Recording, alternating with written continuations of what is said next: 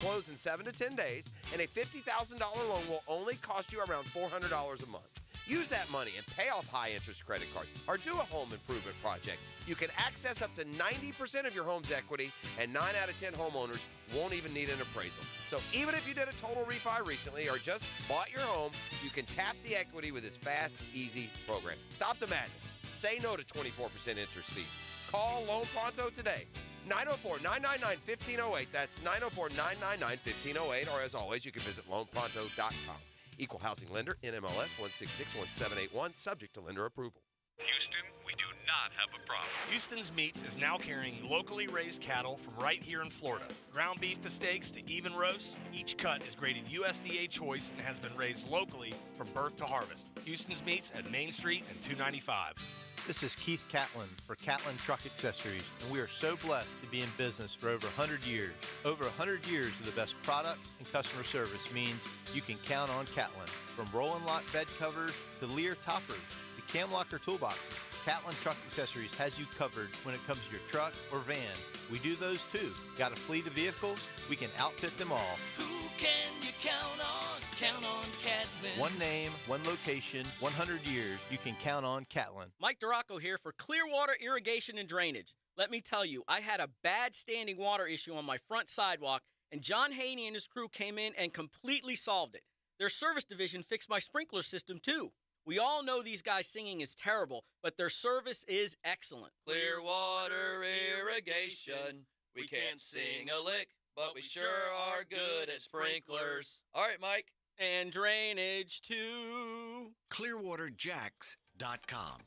Men suffering from erectile dysfunction or PE, regardless of age or past medical history, you'll see instant results on your first visit at Prime Men's Medical Center. And for unlimited time, your consultation and first treatment are totally free. Call now 904-664-8217. 1010XL is presented by Farah and Farah, the official personal injury law firm of the Jaguars, protecting you and your family. Call 396-5555, Jacksonville. The sports world keeps spinning, and the local conversation continues. Now, Hacker After Dark on 1010XL. And a very good Thursday evening to you, Jacksonville. The NFL schedule set to be officially released any minute, 110 days after the Jaguars lost to the Kansas City Chiefs there at Arrowhead Stadium in Kansas City. We will now find out the road back to the playoffs for the Jacksonville Jaguars. Keep in mind, we already knew who the opponents were. We knew where the games were going to take place. We are seconds away from finding out when the games will take place. I will tell you, yesterday we found out that Sunday, October 1st, the Jaguars will play the Atlanta Falcons in London. They will be the home team in that game. The following week, Sunday, October the 8th, the Jaguars will be the road team taking on the Buffalo Bills. So we know Atlanta on Sunday, October 1st. We know Buffalo on Sunday, October 8th. And we are just waiting for official word from the Jaguars and the NFL for when the schedule comes out. And as a matter of fact, the Tennessee Titans have released their schedule in totality. So Denmark, I think it's about time that we fire up some NFL music and get this thing cranking here on the NFL schedule release Thursday evening here with the big deal of the night. Time now for the big deal of the night. What's the big deal? What is the big deal? No big deal. It is a big deal. On Hacker After Dark. All right. The NFL schedule is out. And it's so funny. All these NFL teams in unison are just firing them off left and right now. Here is the way it looks. Jacksonville will open the season on the road. Sunday, September 10th, the Jacksonville Jaguars, it looks like will be traveling to the Indianapolis Colts to begin their season. Wow, very interesting. So Jacksonville, will that be the debut for Anthony Richardson? Could it potentially be Gardner Minshew?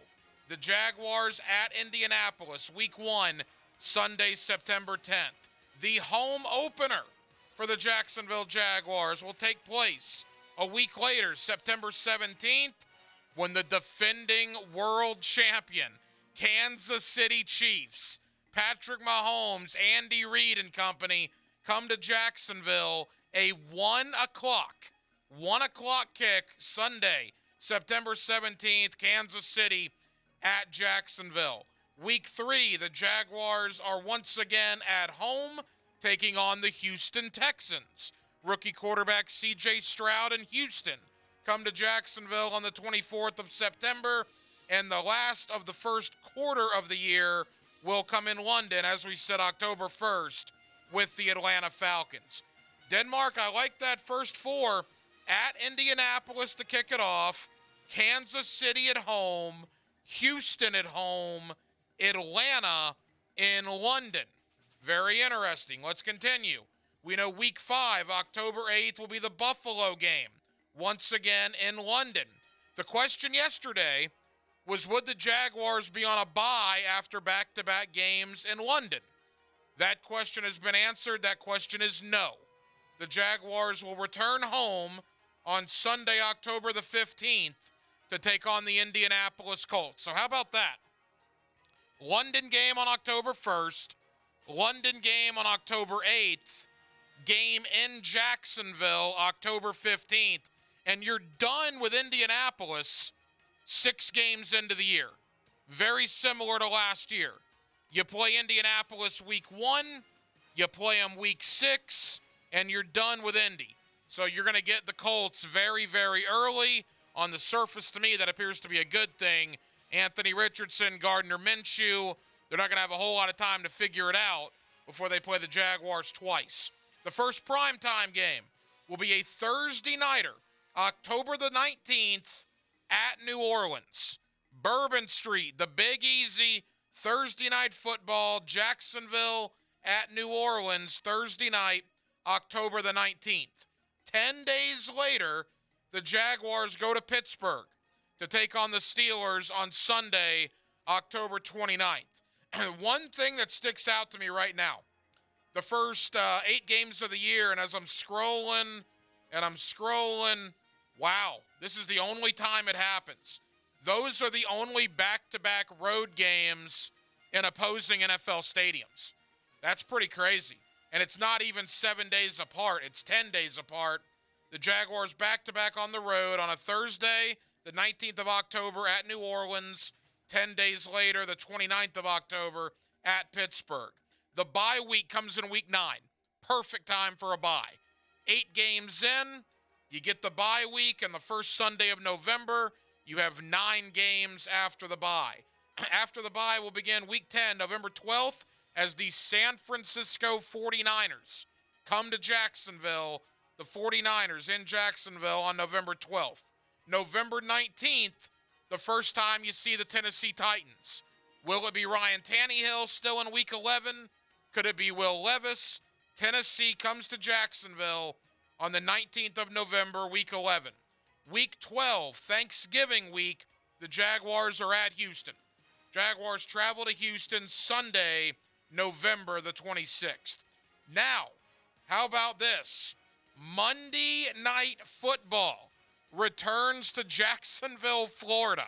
For the first time in a long time, Joe Burrow and the Cincinnati Bengals come to town Monday night, December the 4th, on ESPN, Bengals Jaguars, Monday Night Football. 6 days later, December 10th, the Jaguars are at the Cleveland Browns. Maybe some cold weather there. December 10th in Cleveland. Probably not frigid cold yet, but it'll probably be pretty chilly in Cleveland on December 10th. December 17th, Sunday Night Football returns to Jacksonville when Lamar Jackson and the Baltimore Ravens come in. So back-to-back home games. Week 13, Monday Night Football at home against Cincinnati. Week 15, Sunday Night Football at home against Baltimore. The season concludes on Christmas Eve at Tampa Bay. That's interesting. I know a lot of Jaguar fans were going to go down to Tampa.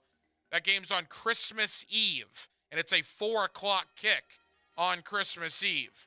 On the 31st of December, New Year's Eve, the Carolina Panthers, first overall pick Bryce Young in Carolina, come in here for the home finale of the regular season, and the Jaguar season ends Week 18 at the Tennessee Titans. All right, I just know I gave you a lot. Let's kind of dissect this a little bit. The greatest hits of the schedule that just came out for the Jacksonville Jaguars. Road game, division road game to start the year at Indianapolis. A division road game to end the year at Tennessee. That's interesting. At Indy Week 1, at Tennessee Week 18. Again, you're done with the Colts on October 15th. You play them twice in the first 6 weeks. You go to Indy on September 10th. Indianapolis returns to Jacksonville October 15th. And then you're done with Indianapolis. The home opener, again, Patrick Mahomes and the Chiefs, I would have lost a lot of money because I would have thought for sure Chiefs-Jaguars was going to be either a 4:25 kick or a primetime game. It's neither. It's a 1 o'clock kick on September 17th. It is going to be boiling at TIAA Bank Field.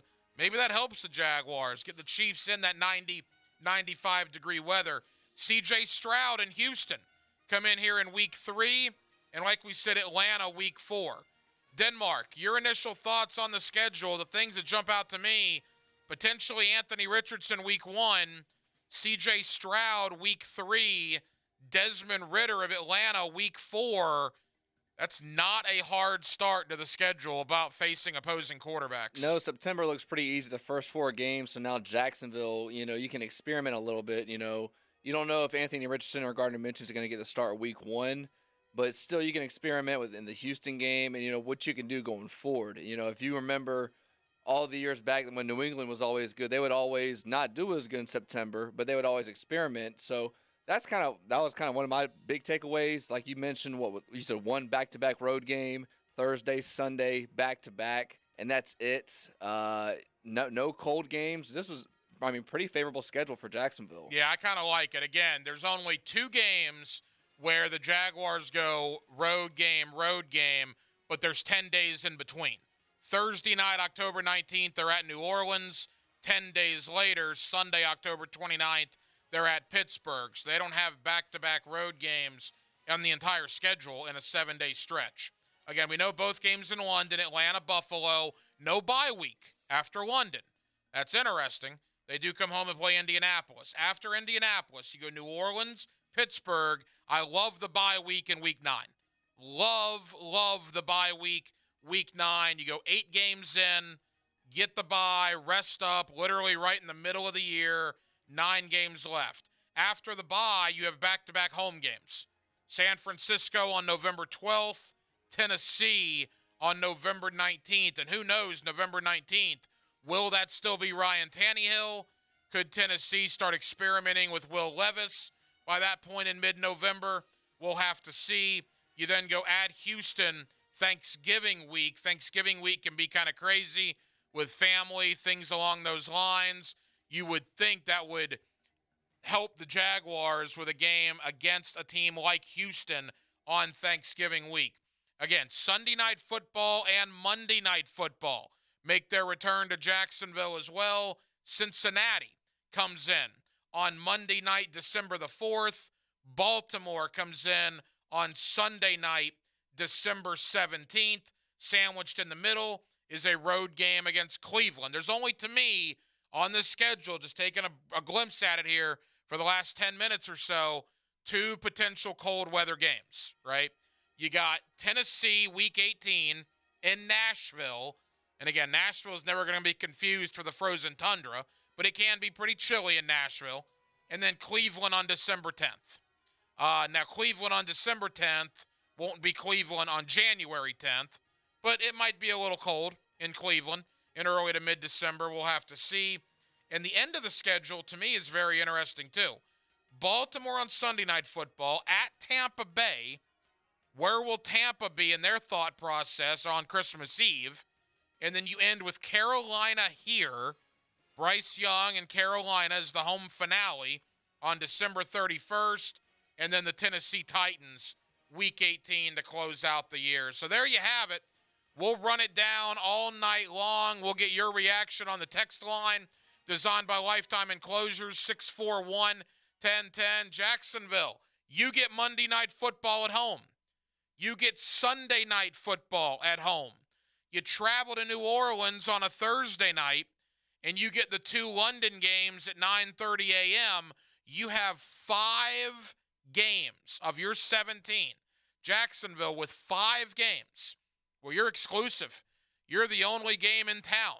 Whether it's 9:30 in the morning or 8:30 at night, 5 of your 17 contests are on in front of a national TV audience. And those games are Atlanta, Buffalo, New Orleans, Cincinnati, and Baltimore, with Cincinnati and Baltimore being played right here in the city of Jacksonville. So we got a lot to unwrap with the schedule. Hayes Carline of the Frangie Show set to join me. I'll get his immediate reaction. We might even take some phone calls coming up here in about 20 minutes. Your thoughts on the schedule that just came out. We'll also go over the greatest hits for the rest of the division. Quickly, I want to pull up the Tennessee Titans schedule just to kind of see where they're at schedule-wise. We'll do this with Indianapolis as well. All right, so Tennessee, this is the way it looks for them. Tennessee kicks things off, let's see. New Orleans. So they start with New Orleans. Well, that's an interesting opener for the Titans. They start with New Orleans. That'll be Derek Carr's first game as quarterback of the New Orleans Saints. So Tennessee and New Orleans in New Orleans on the 10th.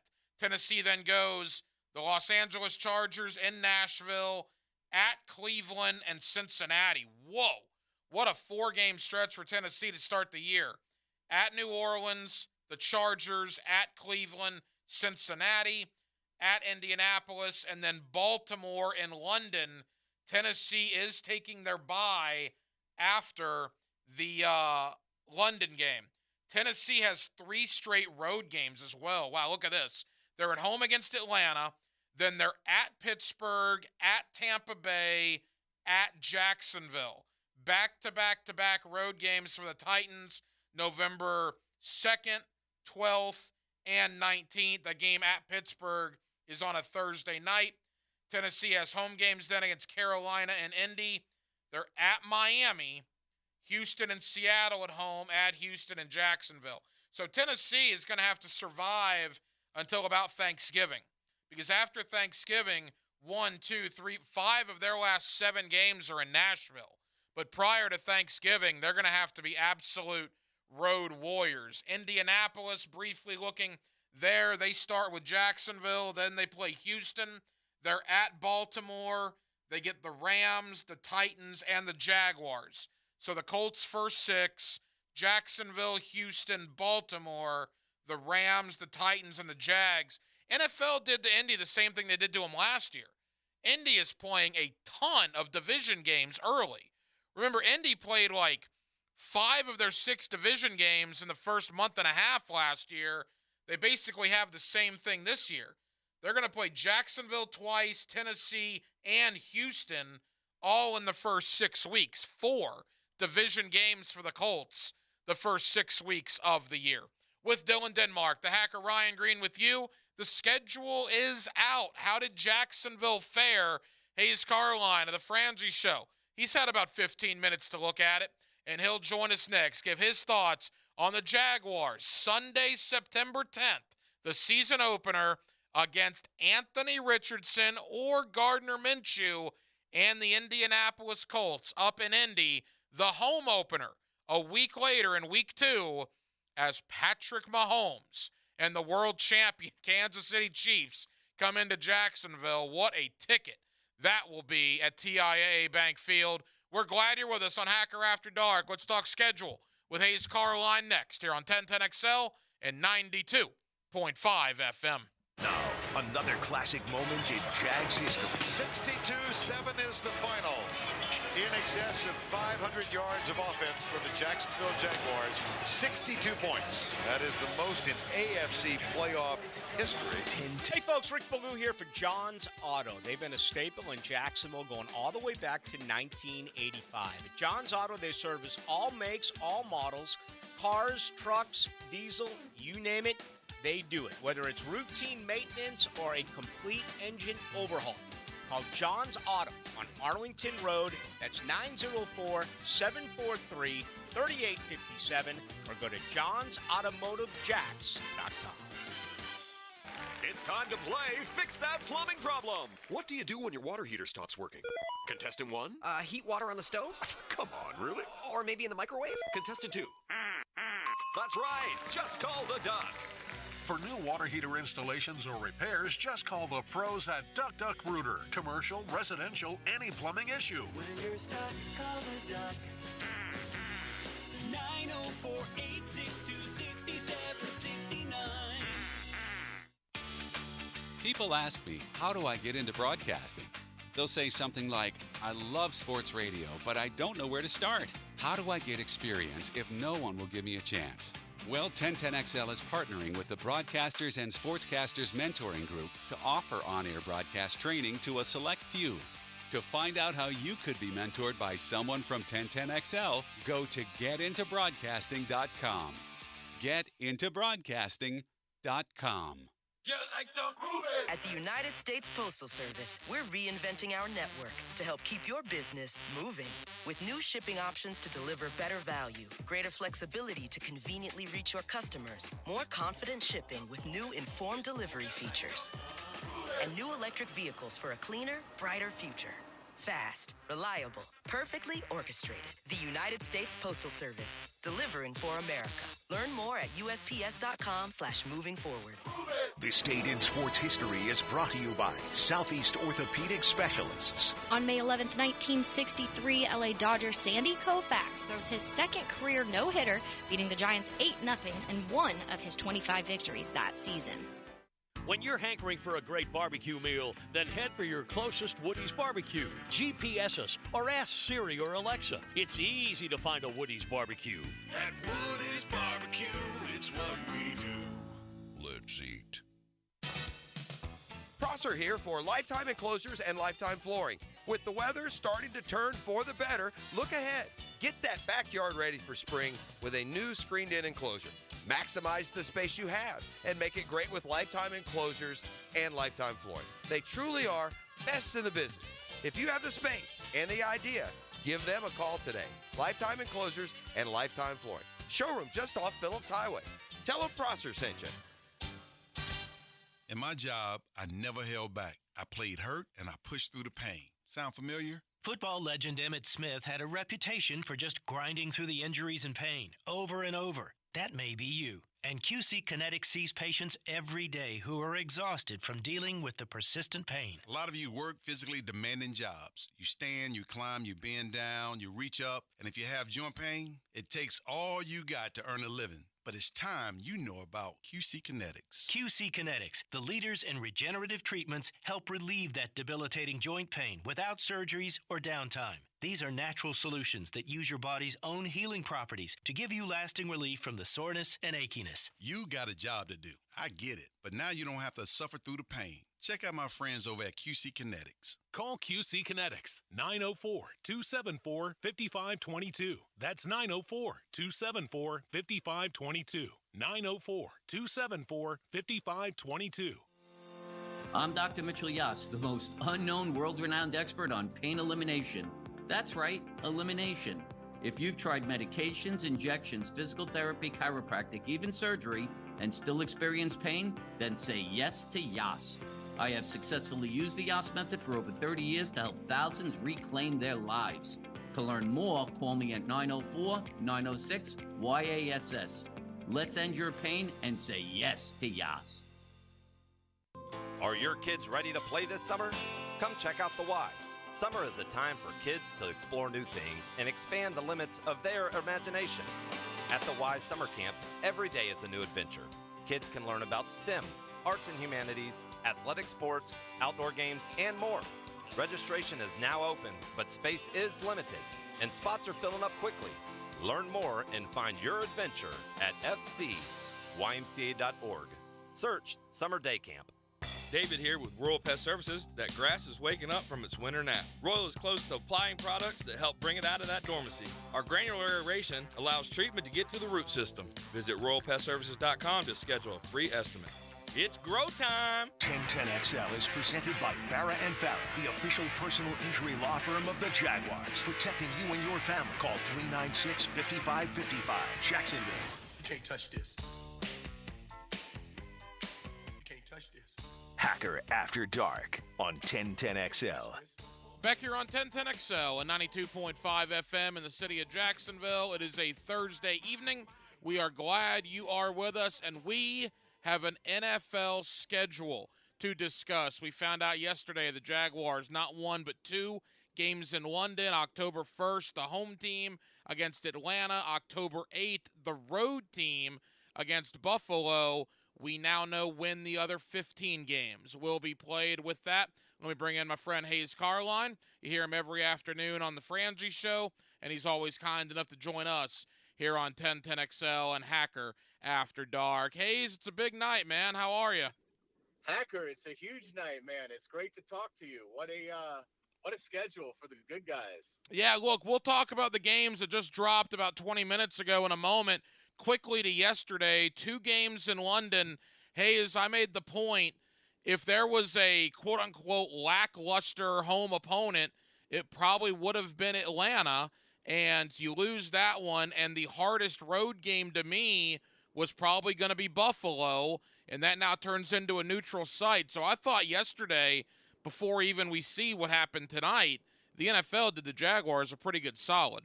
I think so, Hacker, and I agree with everything you said there, and I think it carried through. It's almost like the league went to the Jaguars and said, hey, are you cool playing 2 games over in London? And the Jaguars said yes. And then the league handed them a blank schedule and said, thank you so much. Could you please fill in how you want the rest of your schedule to go? Because, I mean, I don't know that you could draw this up any better. And, I'll get into why. Let's start with, the thing we always pay the closest attention to is the primetime spotlight. To get, in addition to the London games, to get a Thursday night game at New Orleans, to get a Sunday night football game week 15 at home against the Ravens, and then to get Monday night football, which obviously can't be flexed, which is fantastic. Not that I think that'll be a problem for this year's Jaguars team, but it was in 2018. To get a Monday night football against Joe Burrow in Cincinnati in week 13, that's 2. You're talking about 2. Probably, if the Jaguars are really good this year, that December 4th game against Cincinnati on Monday night and that December 15th game against Baltimore on a Sunday night, that's going to be 2 of the best atmospheres we've seen in the last 10 years in this city. So from a primetime standpoint, absolutely love it. And again, I don't think there's a lot here that you're going to be concerned about. You get the week 9 bye. We were curious, what would they do coming off a long London trip? Well, they get it in week 9. That's perfect. You're going to play 8 games. You're going to get a break. Then you're going to play your final 9. And you don't have consecutive road games except for one time. But in that stretch at New Orleans, at Pittsburgh, you have a mini bye in there. So very favorable schedule here from a weather standpoint even. You're going to Cleveland December 10th. And that could be somewhat of a challenge, but winter doesn't start officially until December 21st. So, you close the season in Nashville, and we'll see how competitive that game is. We'll see what it means for the Titans. My guess is it'll mean nothing, but draft positioning. And, the weather could be chilly, but you're not going to have a blizzard in Nashville on, in the first week of January. So I think it sets up great. What do you think? Yeah, no, I agree with everything that you said. There are a couple of things that really stick out to me. I agree. Having Sunday Night Football return to Jacksonville is a big deal. Monday Night Football as well. We saw the atmosphere for the Titan game here last year, the Charger game under the lights here last year. You would expect much of the same, particularly when Joe Burrow is one of the opponents and Lamar Jackson is another opponent. A couple of things that jump out, Hayes, I want to get your thoughts on right away. Anthony Richardson, Gardner Minshew. They're going to have to figure that out up in Indianapolis. From a Jaguar point of view in 2023, the Jaguars are going to see Indianapolis, twice it looks like in the first 6 weeks, including the opener. So you got to wonder, will it be Anthony Richardson time in Indy, or will they hold him back a little bit, and will Gardner Minshew play one or even two of those Jaguar games? Either way, I'm happy the Jaguars are seeing the Colts early before maybe they can figure out what they're doing up there.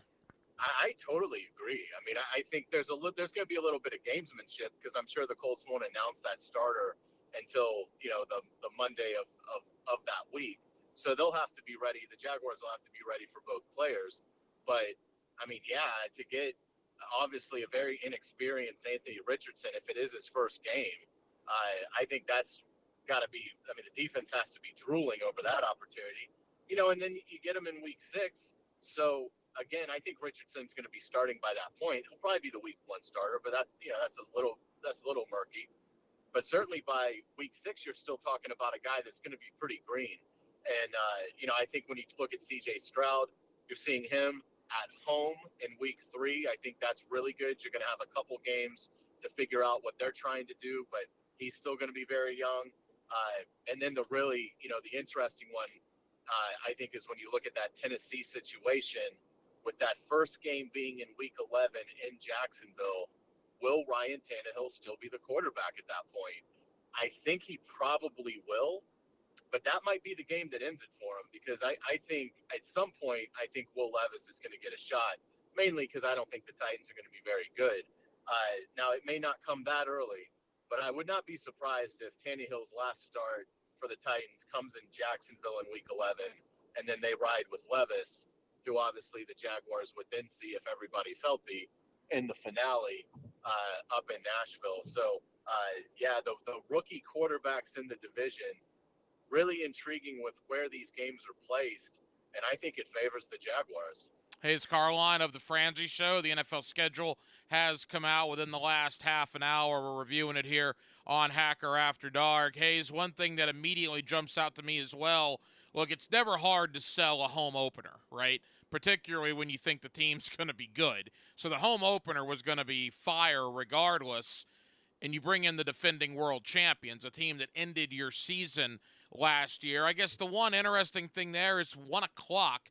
I would have lost a lot of money on that, Hayes. I would have thought for sure Mahomes, Lawrence, Kansas City, Jacksonville would have been 425 or even a prime time game.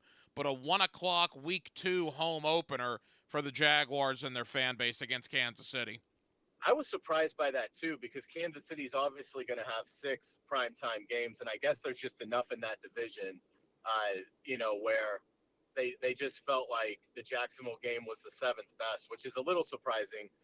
But nonetheless, I think, what an unbelievable home opener for the Jaguars. You got the heat factor, be somewhat interesting. It didn't matter when the Chiefs have come here recently. Those matchups have been early. Obviously, remember the season opener in 2013, where it was the first game for Andy Reid and Gus Bradley, and the Chiefs won that game 28-2, I think, if memory serves. But and Mahomes came in early in the year, I think, for another home opener, probably 3 or 4 years ago, and the Chiefs were able to win that game. But I do think the Heat, has to play somewhat of a role. Not that the teams this is as evenly matched, obviously, as they've been in the Mahomes era. So that should be really interesting to see. And I think as you look down this list, there's really nothing that I can point to and say, man, I wish this was different, because I worried a little bit about the first place schedule and maybe those games getting clustered a little bit together, where you'd have, 3 really tough games in a stretch. Boy, that doesn't happen here. I mean, Kansas City is sandwiched between Indianapolis and Houston. You've got the San Francisco game, you're coming off a bye. You've got the Cincinnati game, you're coming off a game at Houston. You've got the Ravens game. You're coming off a game at Cleveland, which I don't think is going to be overly difficult. You play the Panthers before you go to Nashville, if that game even ends up, mattering. So it's hard for me to look at it. And you play Atlanta before you play Buffalo and London, which we kind of, we already knew that one. But, I think in looking at it, I like the fact that it's spread out in the sense of the mega spotlight games. They're not having to play a cluster of those games all at once. I'm grasping here at straws to try to find something I don't like about this schedule. Again, a couple of more for Hayes Carline to get him every afternoon on the Frangie Show. He will certainly be reacting to this tomorrow on a Friday edition of the Frangie Show as a schedule has come out here in the last half an hour or so. My only, complaint would be twofold. Number one, division road game to begin the year, division road game to end the year. That's kind of interesting. And number two, I know a lot of Jaguar fans had circled New Orleans and Tampa as one of those road games that they wanted to go to. Well, now all of a sudden, New Orleans on a Thursday night, Tampa on Christmas Eve. So you would have to think maybe plans might change in that department.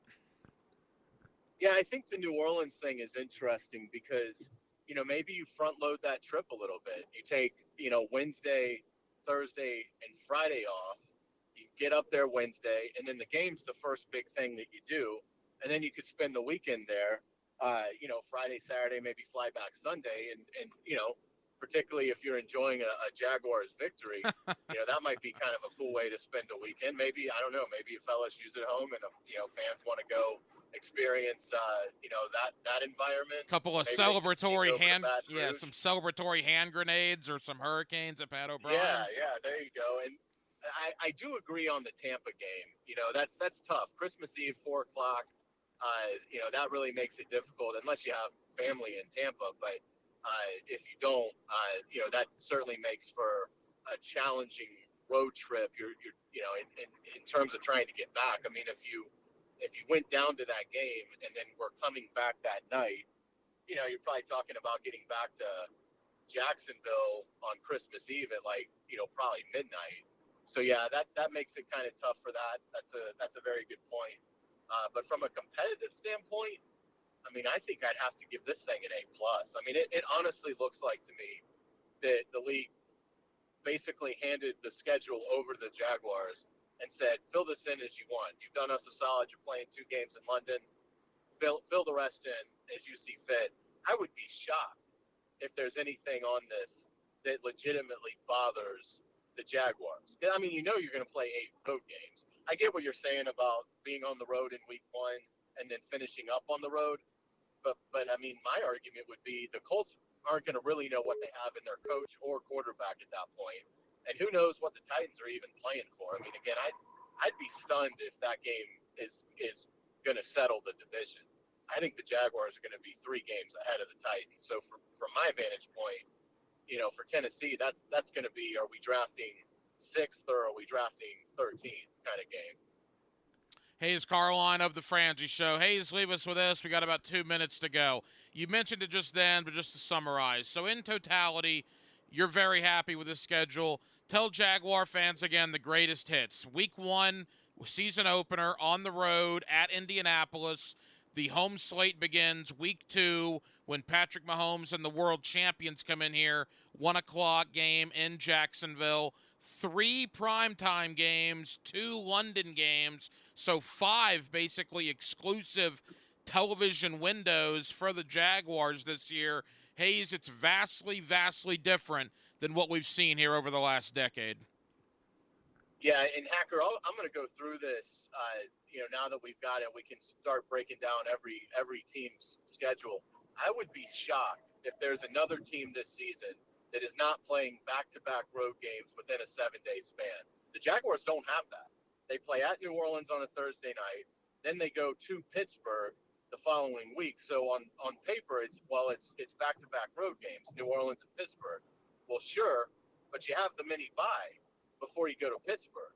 So they do not have an instance on this schedule where they play somebody on Sunday on the road, come back to Jacksonville, and then play again on the road the following Sunday. Again, the London games don't really count. I mean, because one of those is technically a home game. And so to me, I mean, that is just unbelievable. This is a path where the Jaguars can absolutely chase the number 1 seed. They've already got an advantage because they're playing the NFC South, and all the other Buffaloes, Kansas City, Cincinnati's don't get that advantage. You already have that. Now you get this kind of a schedule. Again, no real bad weather games. The only real possible one would Cleveland December 10th. But again, that's 2 weeks before winter even arrives. I think this is a path to the number 1 seed. You get Hayes Carline on the Frangie Show, and he will certainly be reviewing the Jaguar schedule tomorrow, along with Frank and Lauren here on 1010XL and 92.5 FM. Hayes, appreciate you joining us tonight on short notice. Thank you for the time, as always. We'll do it again soon. Always enjoy it, Hacker. Thanks so much. Launch the downloads. Join the 1010XL Podcast Network. And initiate sequence. Now you can find all your favorite 1010XL podcasts in your platform of choice. Here's Linda Beaver. Did you hear what's happening? Beaver Toyota and Beaver Chevrolet are spring cleaning. New inventory on the ground means the old has to go. Take advantage of the lowest prices of the new year by saving thousands on thousands of vehicles priced to sell. New and pre-owned prices have been reduced, and all sales associates have been instructed to give maximum value on all trades. But you better hurry. That's right. Best deals go first. Head to Beaver Toyota in St. Augustine or Beaver Chevrolet in Jacksonville to take advantage of the spring cleaning sale. We're here to wow you. The First Coast has voted. Jacksonville Orthopedic Institute is proud to be chosen as Bold City's best in the orthopedic practice and physical therapy and rehab centers categories once again. For the last 29 years, JOI has continually strived for the highest level of orthopedic surgery and rehab care. As the needs of the community evolve, so will they. That's why coaches, parents, and athletes choose JOI. Call them at JOI 2000 or visit JOI.net. JOI, where the pros go. Hi, this is Dave Barker. Want to grow your hair back? IHRS, right here in Jacksonville, is the only hair transplant clinic in the Southeast to offer multi-unit hair grafting and the 45-minute PRP treatments. Grow your hair back. Call now for a free in-person evaluation. 904-777-IHRS. 904-777-4477 or visit hairforme.com. What if you could be credit card debt-free in 10 days and save as much as $1,000 a month? Loan Pronto's all-new Express Equity Line of Credit program is just what you need. Hey, it's Prosser here. You don't have to do a full home refi. You can tap a small portion of the equity you have and enjoy a super low monthly payment. With Loan Pronto's Express Equity Credit Line, you can close in 7 to 10 days, and a $50,000 loan will only cost you around $400 a month. Use that money and pay off high-interest credit cards or do a home improvement project. You can access up to 90% of your home's equity, and 9 out of 10 homeowners won't even need an appraisal. So even if you did a total refi recently or just bought your home, you can tap the equity with this fast, easy program. Stop the madness. Say no to 24% interest fees. Call Loan Pronto today. 904-999-1508. That's 904-999-1508. Or as always, you can visit loanpronto.com. Equal housing lender, NMLS 1661781, subject to lender approval.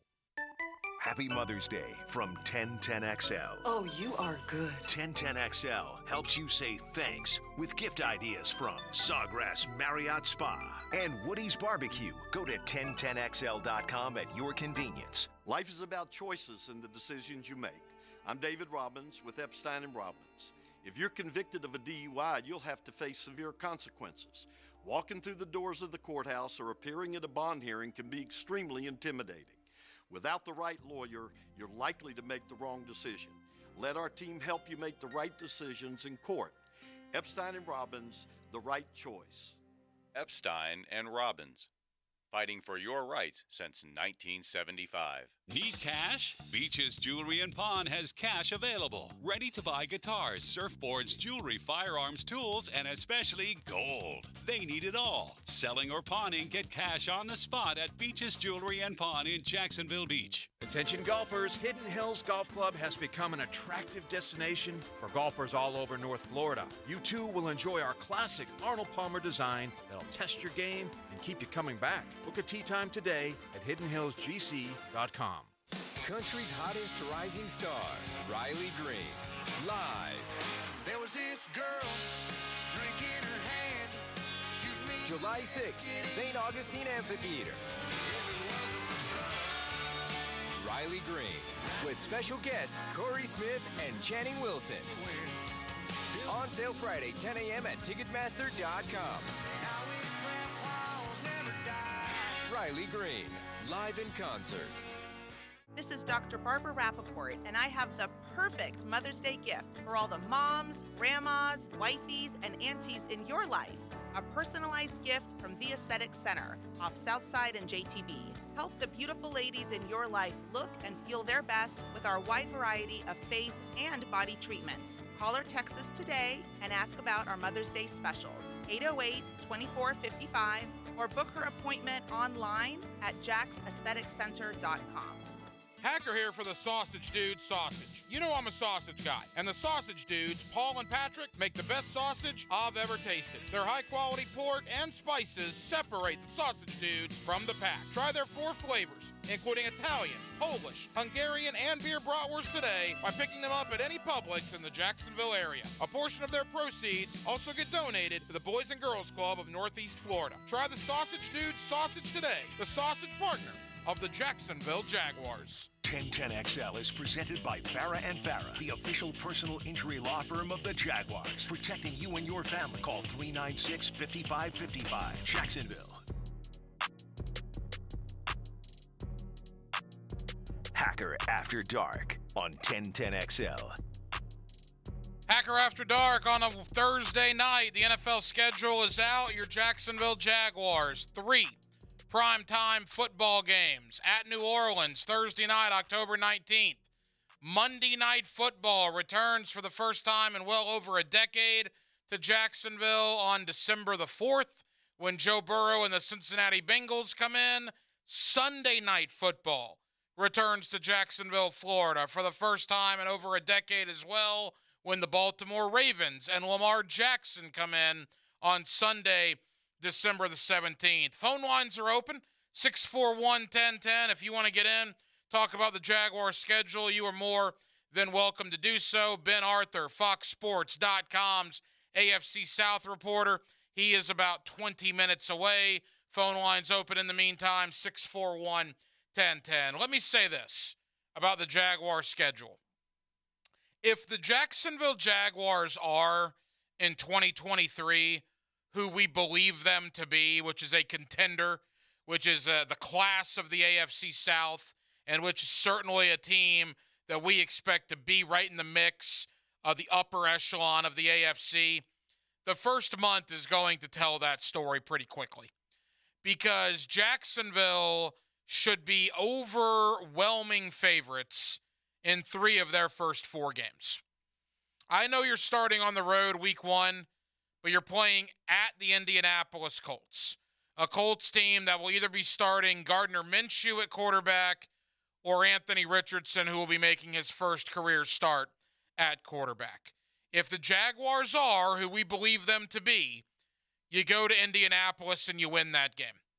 Jacksonville has not won in Indy since 2017, which is something that we'll certainly talk about. Kansas City here, I'm not going to say they should win that game. They're the defending world champions. The Chiefs knocked you out last year. They beat you twice. I think, I know the game's in Jacksonville, but that's going to be a tough game.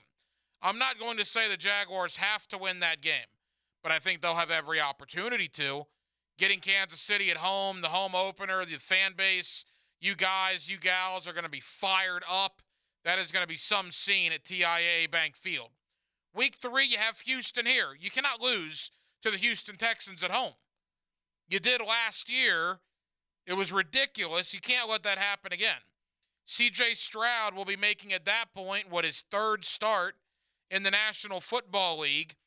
You take care of business against Houston here in Jacksonville. That's a no-brainer. And you go to London, you play the Atlanta Falcons. Atlanta spent a lot of money in the offseason. I get it. But at the end of the day, one team has Desmond Ridder at quarterback. The other team has Trevor Lawrence. So the first 4 games for Jacksonville, boy, if you're anything less than 3-1, I think that would be looked at probably as a disappointment. Again, rookie quarterback more than likely, or Gardner Minshew with Indianapolis. Kansas City's the one that you don't know yet. But then Houston here and in London against Atlanta. That is a very, very easy first 4 games, all things considering. I also like the fact that you don't play back-to-back road games over a 7-day stretch the entire year. In fact, there's only 2 weeks where you're on the road, and they're separated by 10 days. October 19th in New Orleans, October the 29th at Pittsburgh. Everything else is not back-to-back road games. Very few cold weather games to worry about. It's a good schedule, man. It's a manageable schedule. For a first-place schedule, which is what this is for the Jaguars, unbelievably manageable. 641-1010. Let's go down to Melbourne here on Hacker After Dark. Let's get Steve in here on 1010XL. Steve, what do you got?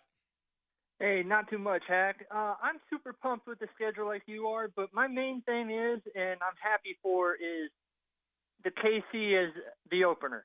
And I don't know how much of a head-scratcher it's been for people, but it may be Andy Reid, it may be Pat Mahomes, but for some odd reason, Kansas City never plays their best football in the month of September.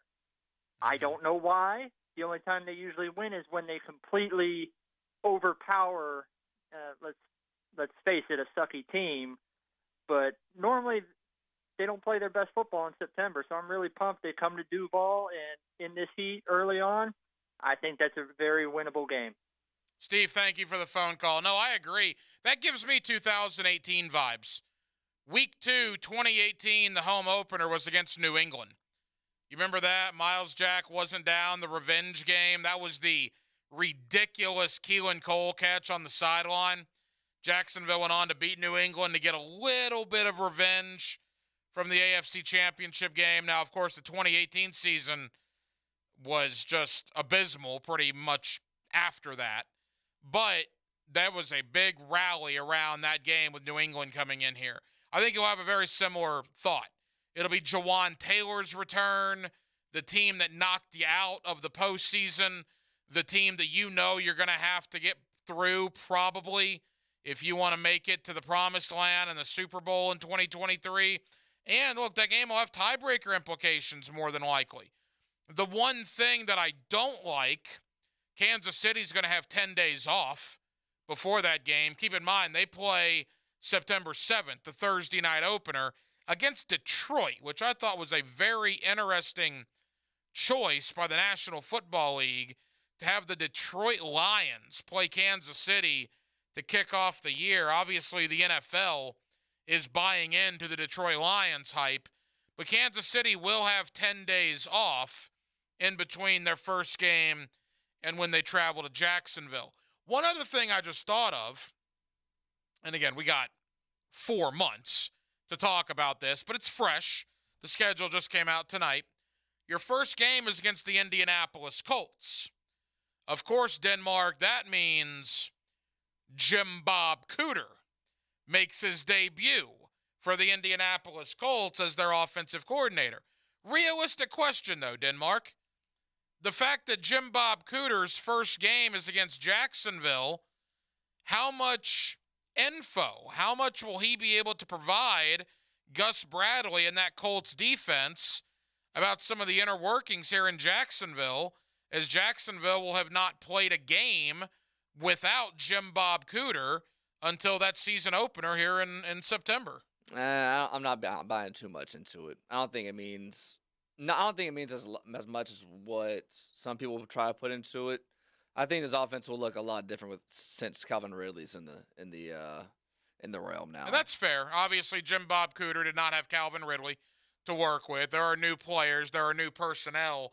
But it is, I guess, interesting, something to take note of, that Jim Bob Cooter is on that Colts staff now as their offensive coordinator. Again, if you're just joining us, the schedule looks like this. Week 1 at Indianapolis. Week 2, the home opener against the Kansas City Chiefs. Week 3, Houston here in Jacksonville. Then back-to-back games in London. Week 4, you're the, quote, home team against Atlanta. Week 5, you're the road team against Buffalo. Week 6, October 15th, Indianapolis. You're done with the Colts 6 weeks in. You play them week 1, you play them again week 6. Week 7, Thursday night football at New Orleans, Thursday night, October 19th.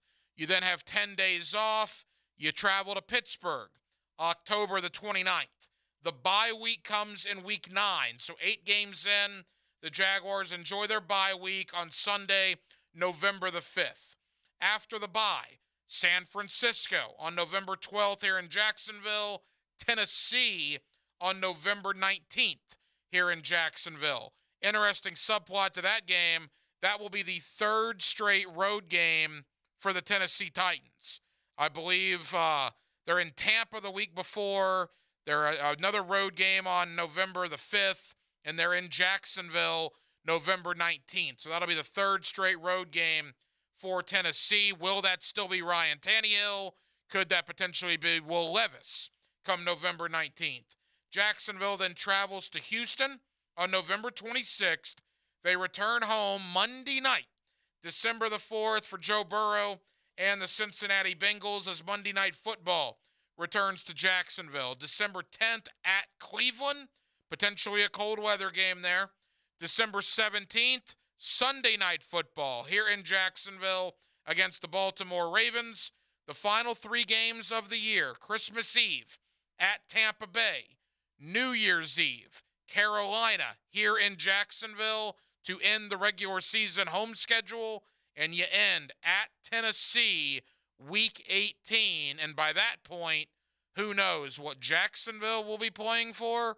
Who knows what Tennessee will be playing for? More on the schedule, more on the Jaguars. Ben Arthur of Fox Sports covering the Jaguars, covering the AFC South. Let's talk Titans. Let's talk Texans. Let's talk Colts. Is it as black and white as it appears?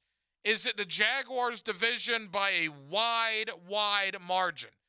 Ben Arthur covers the division for FoxSports.com.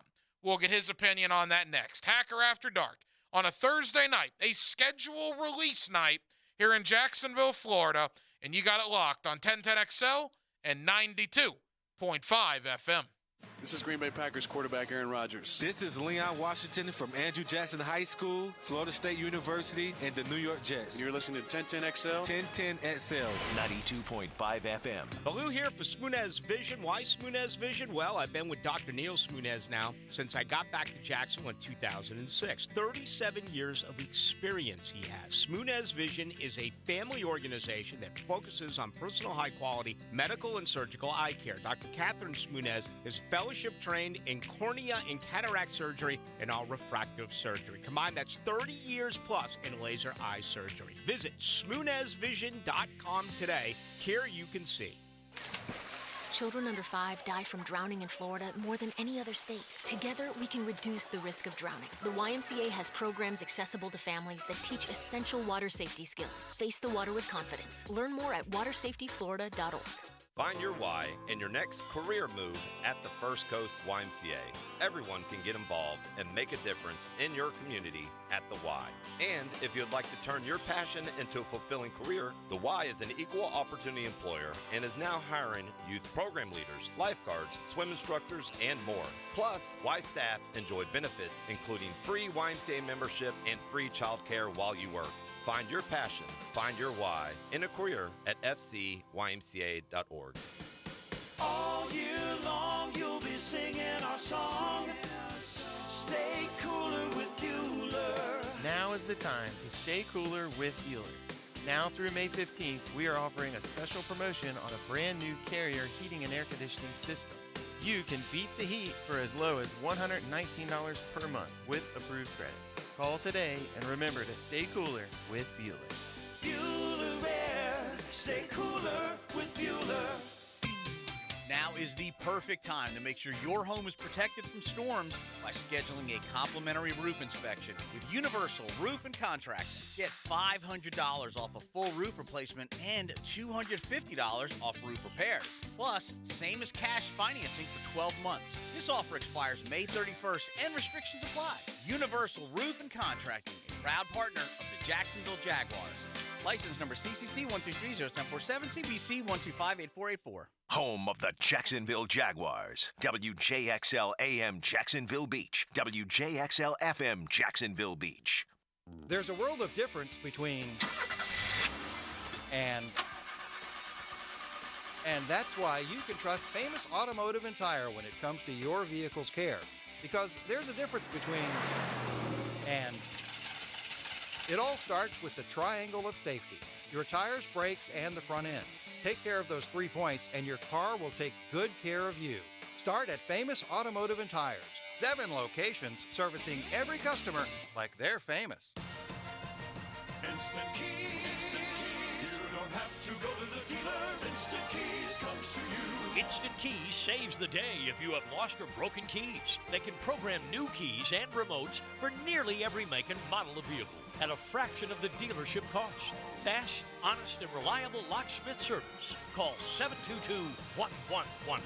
Instant Keys. Instant Keys. You don't have to go to the dealer. Instant Keys comes to you. This is Hayes Carline for Kingfish Pest Control. Look, warmer weather now means mosquito, flea, and tick season is here. These pests are out for blood, but you don't have to let them win. Protect your home and family with Kingfish Pest Control. As a Kingfish customer myself, I know their products are safe for kids and pets. Plus, with a 100% satisfaction guarantee, you can relax knowing your yard is pest-free.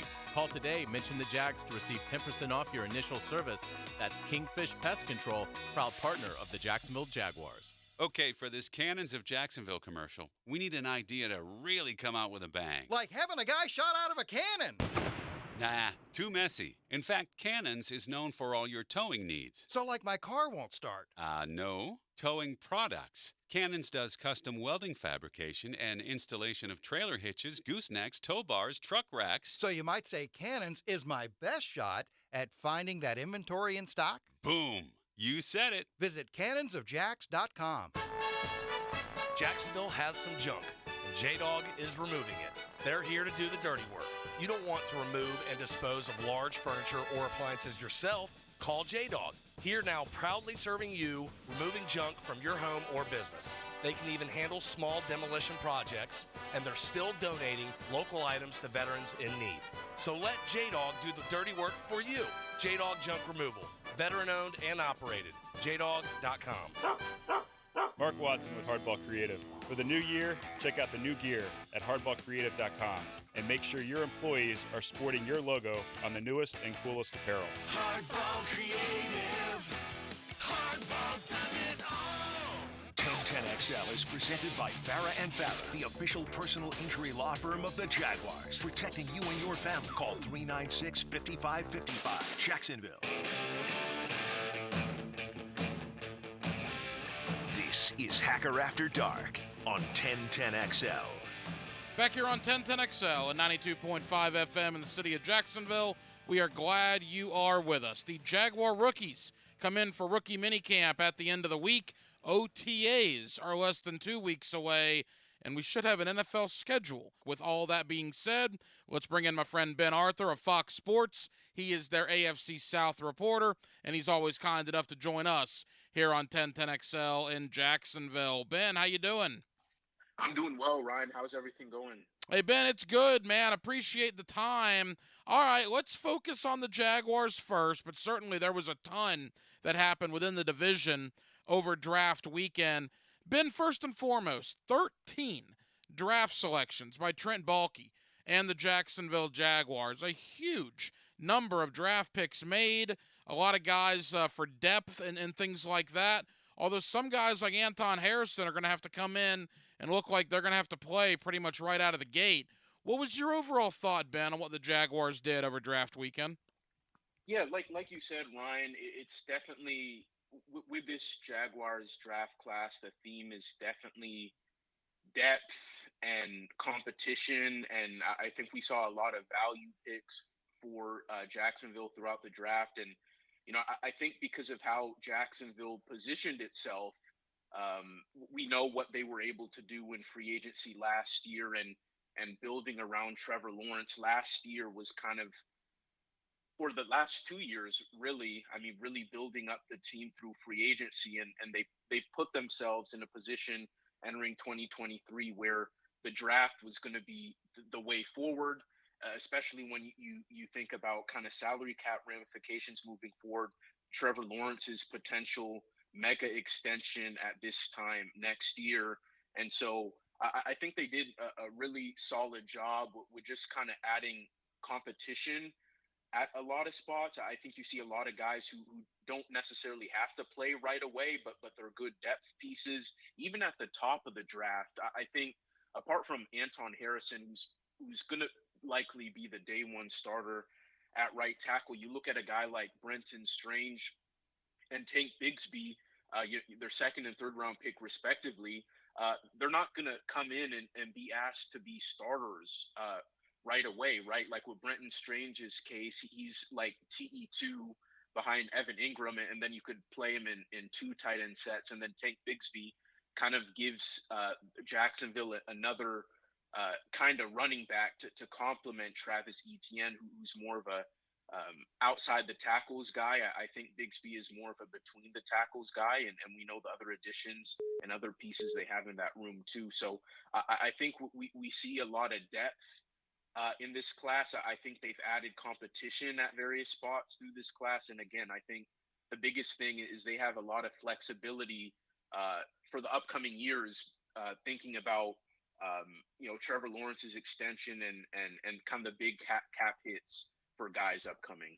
Ben Arthur, FoxSports.com, covering the AFC South. Ben, when you talk about the Jaguars and Anton Harrison, it's not a great situation by any stretch of the imagination. Jawan Taylor's gone. Cam Robinson reportedly is facing a suspension. Nothing further on that, but it has not been refuted by anybody. I think that's important to note here as well. So Walker Little and Anton Harrison. Now, both guys have primarily played left tackle in their career. Yeah. Do you think it will be as simple, Ben, and the folks that you've talked to, as Anton Harrison just swings out to right tackle and Walker Little as your opening day left tackle? Yeah, I think it's interesting because, both guys have very little experience at right tackle, but Doug Peterson did say that the plan is for Anton Harrison to start at right tackle, and then with Cam Robinson's situation, obviously it looks like right now Walker Little is the starter to start the season, and I think you look at the salary cap situation anyways for the Jags. Cam Robinson isn't likely to be on this team in 2024 anyways. I don't have his cap number right in front of me, but I believe that they would save 16, 17 million against the 2024 salary cap by releasing him next offseason. He doesn't have any guaranteed money in his deal next year. So you get a head start at, what's probably your bookend tackles for the future, and roll with Anton at on the right side, Walker Little at the left side, and kind of see what shakes there. But it's obviously unfortunate, Cam Robinson's situation, but the Jaguars have been in a situation where they need to see what they have out of Walker Little, right? They invested a second round pick in him a couple years ago. He hasn't really had a whole lot of opportunity to play meaningful snaps apart from injury. And so I think this is an opportunity for him to do that. The interesting one to me, and I want to move on to the rest of the division here in a moment, but I'm connecting the dots with the Ventrell Miller selection in round 4. Why bring in another middle linebacker when you already have Chad Muma and you already have Foye Oluokun and you got Devin Lloyd? And I don't know, Ben, what your thoughts are on this, but I see Muma, I see Ventrell Miller, and I see Devin Lloyd, and I think, all right, who could potentially go outside? Who could potentially become a guy to put on the edge from time to time? Maybe an Arden Key replacement, or eventually a Kayvon Chaisson replacement. And Devin Lloyd just screams that to me. So I wonder if the thinking with drafting Ventrell Miller in the 4th round to pair with Chad Muma is maybe moving Devin Lloyd around a little bit. What are your thoughts there? Yeah, that's a good question. I think it's certainly possible. We did see Devin Lloyd play on the edge in college, but I think based on what I've seen with this team, I think they want to give Devin Lloyd a chance to really prove that he could be like that inside linebacker to build around for the future. Obviously, he started off his rookie season playing well, and then he kind of fell off, and Chad Muma came in, and Lloyd kind of started, if I remember right, kind of got back into the mix toward the end of the year, but seemed to kind of hit that rookie wall a bit. I think as a year two former first round pick, I think the expectation is that you kind of see that you hope that first rounder, especially at a position like linebacker, you don't usually see a lot of inside linebackers drafted in the first round. I think the hope should be that he can be that guy on the inside. And I think with Ventrell Miller, maybe to start, he's more of special teams depth guy. But then with Aluakun, I think kind of long term, I mean, he's not going to be there long term, right? I mean, he's pretty secure in the short term in terms of his contract, and he's obviously a very productive player. But I think when you look at those middle rounds, I think if you can have depth, just in terms of competition, and if a starter is injured, have them step in if need be. But I think when you draft a fourth round linebacker, you don't necessarily have to be as urgent in terms of getting that player playing time. But I think with the edge, it's going to be interesting because, like you said, I mean, I don't know, maybe Lloyd does play there a little bit, but I think Yasir Abdullah was a really interesting selection because he was very undersized, but I think he could kind of give the Jags kind of looks they want in terms of like sub package, obvious passing down situations, in terms of being like a speed guy off the edge, and obviously you want Trayvon Walker to take a step, but I think Yasir Abdullah and Tyler Lacey, the fourth round D line guy they drafted as well. I think from the pass rush department, I think they're hoping to get more of those guys than from Devin Lloyd, so to speak. But I wouldn't be so surprised to see Jacksonville maybe get a little creative with Lloyd, because he does have a pretty impressive, versatile skill set. Couple more for Ben Arthur of Fox Sports covering the AFC South. All right, Ben, in the time we have left, let's branch out. Let's start in Houston. Boy, I mean, I don't know how much better you can get for a draft than C.J. Stroud and Will Anderson in the top three. Kudos to the Texans for doing that. It appears they are in a rebuild, certainly, but those certainly look to be two foundation pieces.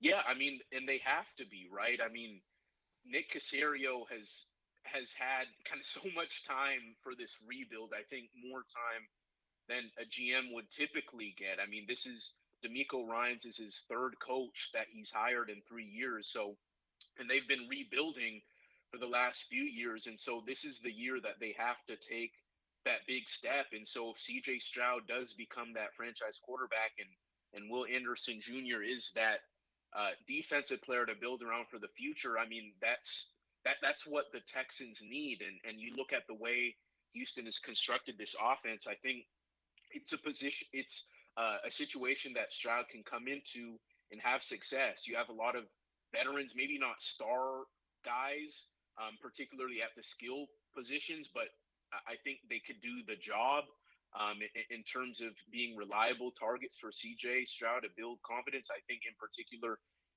Dalton Schultz, who's been a really good tight end in the league for years. So, and I like their O-line as well. So we'll kind of see how all that shakes. But I think the Texans have to show that they're not rebuilding anymore as soon as kind of the season starts, because they've been rebuilding for years now. In Indianapolis, Anthony Richardson goes number 4 to the Colts. They also have Gardner Minshew there on a 1-year deal.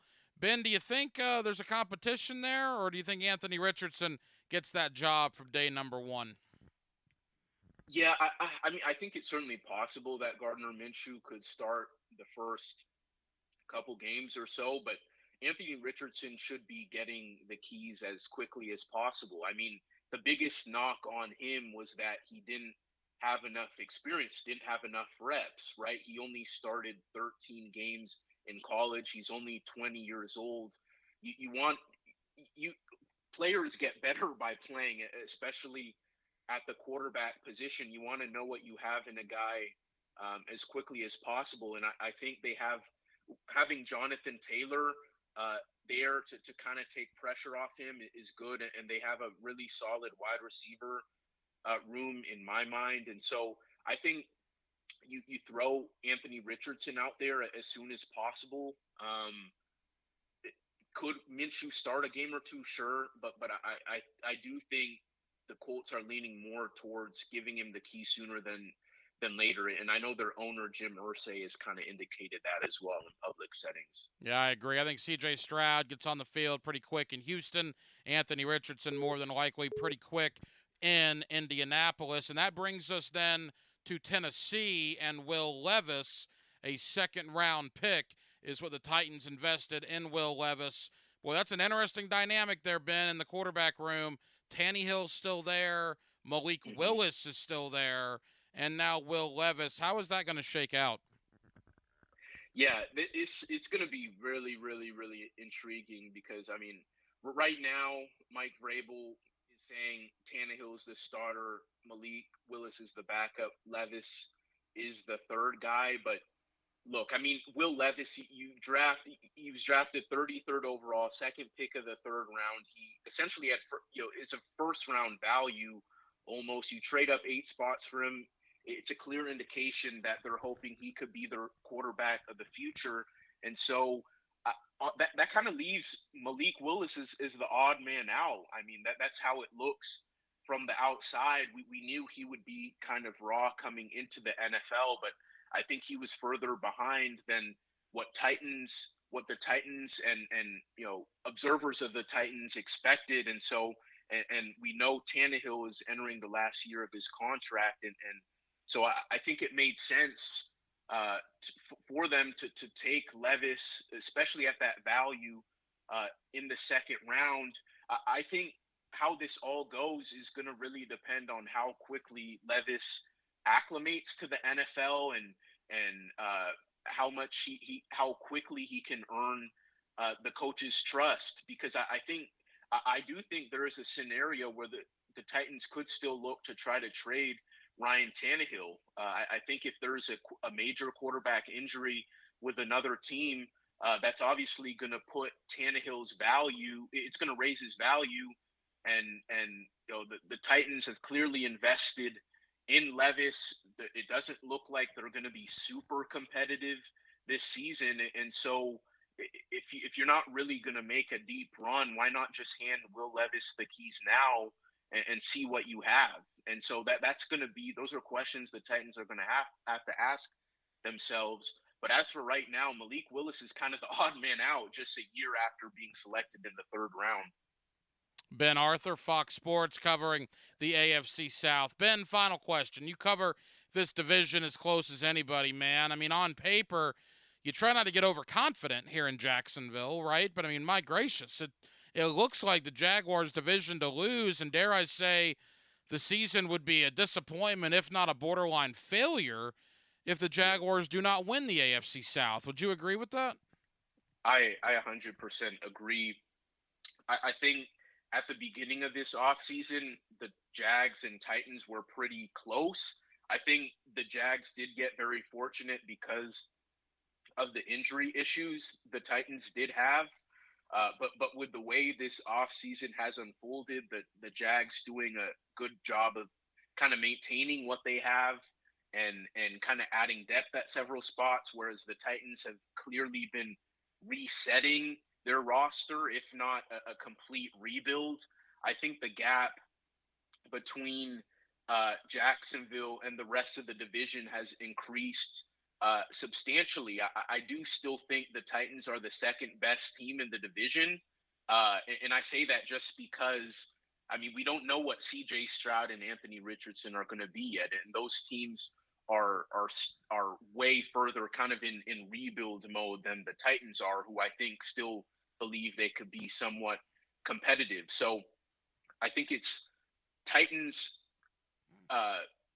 Jaguars clearly number one in the division. Further down is the Titans at a distant number 2, and then Texans and then Colts is kind of how I would put that pecking order of the teams in the AFC South right now. And it's getting closer. Like I said, the Jaguar rookies are in for minicamp at the end of the week. OTAs are less than 2 weeks away here in Jacksonville. Ben Arthur, Fox Sports. He's one of our guys when it comes to the AFC South. Ben, always appreciate the time, man. Thank you. We'll talk again soon. Sounds good, Ryan. Thanks for having me.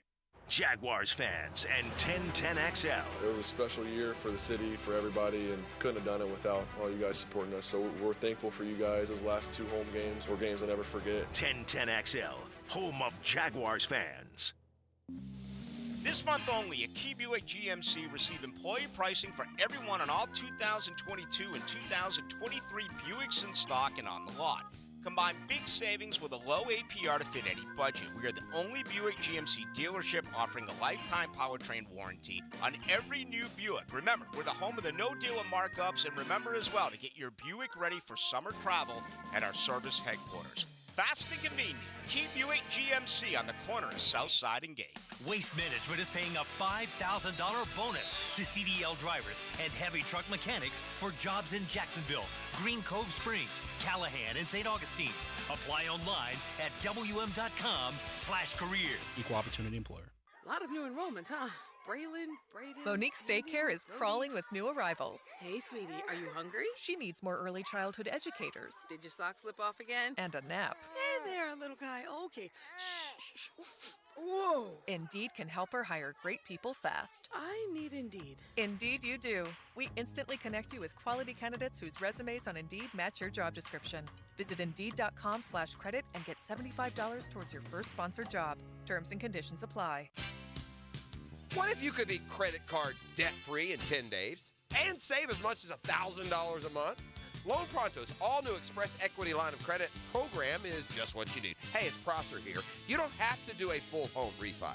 You can tap a small portion of the equity you have and enjoy a super low monthly payment. With Loan Pronto's Express Equity Credit Line, you can close in 7 to 10 days, and a $50,000 loan will only cost you around $400 a month. Use that money and pay off high-interest credit cards or do a home improvement project. You can access up to 90% of your home's equity, and 9 out of 10 homeowners won't even need an appraisal. So even if you did a total refi recently or just bought your home, you can tap the equity with this fast, easy program. Stop the madness. Say no to 24% interest fees.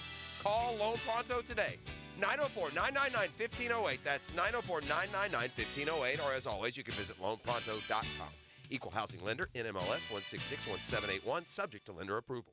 This date in sports history is brought to you by Southeast Orthopedic Specialists. On May 11th, 1963, LA Dodger Sandy Koufax throws his second career no-hitter, beating the Giants 8-0 in one of his 25 victories that season.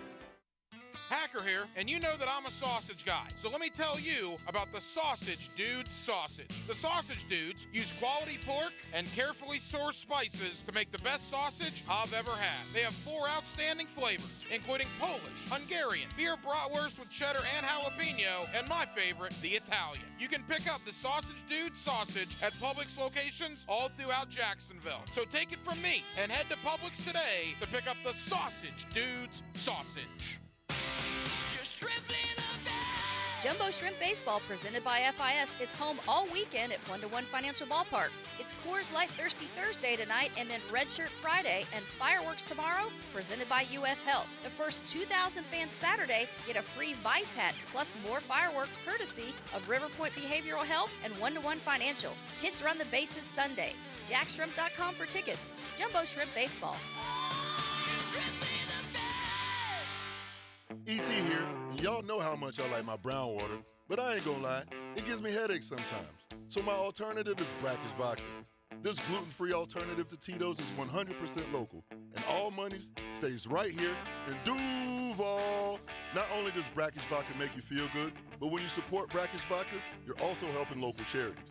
Try it side by side with your favorite vodka, and you will taste and smell how natural Brackish Vodka really is. And when you do, remember who sent you. Come on, somebody. Hey, it's Matt Hayes, and I said yes to Yas, Dr. Mitchell Yas, and the Yas method. Now I know, you've probably tried medications, treatments, injections, even surgery, Maybe the reason you're still in pain is because they're treating the wrong thing and not addressing the root causes. Well, I know from personal experience, this does happen. But I found the best kept secret in pain elimination, Dr. Yass and the Yass Method. Call them today, 904-906-YASS, and say yes to Yass.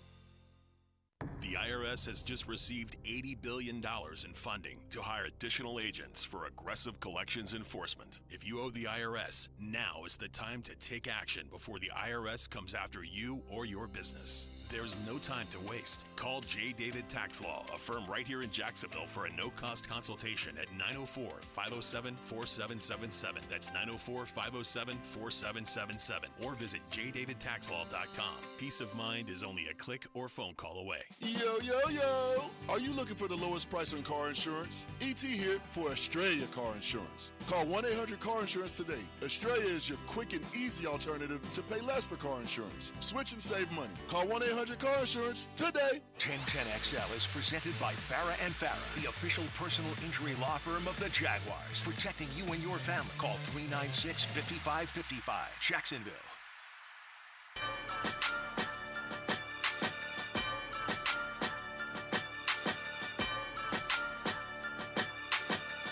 Hacker After Dark on 1010XL.